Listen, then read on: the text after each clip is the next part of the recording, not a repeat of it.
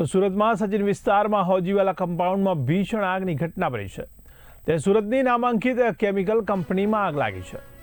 ત્યારે આગ લાગતા અફરાતફરીનો માહોલ સર્જાયો તો સુરત ફાયર વિભાગ પણ ઘટના સ્થળે પહોંચી ગયું છે।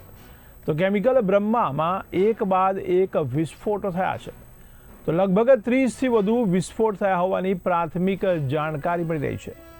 જોકે ફાયર વિભાગ પણ તાત્કાલિક પહોંચી ગયું હતું। ત્યારે ફાયર વિભાગે પાણીનો મારો ચાલુ રાખ્યો છે।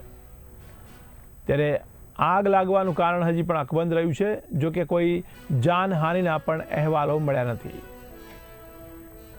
તો સુરતમાં આગની ઘટના બની છે, જેમાં સુરતની નામાંકિત કેમિકલ કંપનીમાં આગની ઘટના બની છે। તો સુરતના સચિન વિસ્તારની હોજીવાલા કમ્પાઉન્ડમાં ભીષણ આગની ઘટના બની છે। તમારા સંવાદદાતા રશ્મિ રાણા જોડાયા છે। જી રશ્મિ, તો આ સુરતની એક કેમિકલ કંપનીમાં આગ લાગી છે, તેને લઈને શું કહેશો? જી, જે પ્રકારે સુરતનું જે સચિન હોજીવાલા માટે એથર નામની જે કંપની આવેલી છે, એ કંપનીના કમ્પાઉન્ડમાં જે છે તે આગ લાગી હતી। જોતજોતામાં આગ એટલી વિકરાળ બની ગઈ હતી કે 4 જેટલી મિલો આ આગની લપેટમાં આવી ગઈ હતી। તો એક બાદ એક 30થી વધુ વિસ્ફોટ થયા હોવાનું પણ જાણકારી સામે આવી છે। હાલ ફાયર વિભાગની ગાડીઓ ઘટના સ્થળે પહોંચીને આગને કાબૂમાં લેવાના પ્રયાસ કરી રહ્યા છે। આ સમગ્ર આગના ઘટનામાં કોઈ પ્રકારની જાનહાનિ થઈ હોય એવા સમાચાર સામે આવ્યા નથી। જી, તો આગને કારણે કેટલું નુકસાન થયું છે એને લઈને કોઈ માહિતી મળી રહી છે ખરા?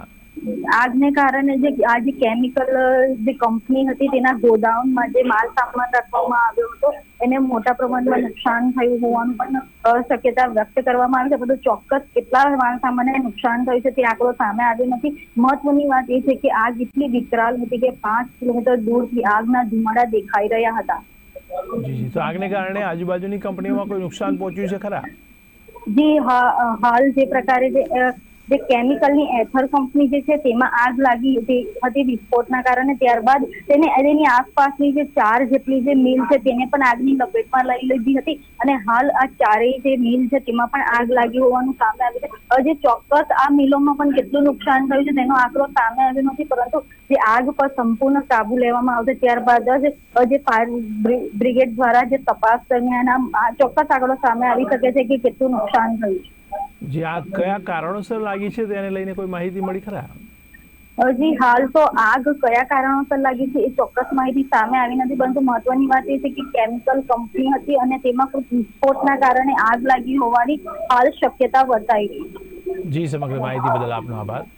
તે સુરતના સચિન હોજીવાલા કમ્પાઉન્ડમાં ભીષણ આગની ઘટના બની છે, જેમાં સુરતની નામાંકિત કેમિકલ કંપનીમાં આગ લાગી છે। ત્યારે આગ લાગતા અફરાતફરીનો માહોલ સર્જાયો છે। તો સુરત ફાયર વિભાગ પણ ઘટના સ્થળે પહોંચ્યું છે।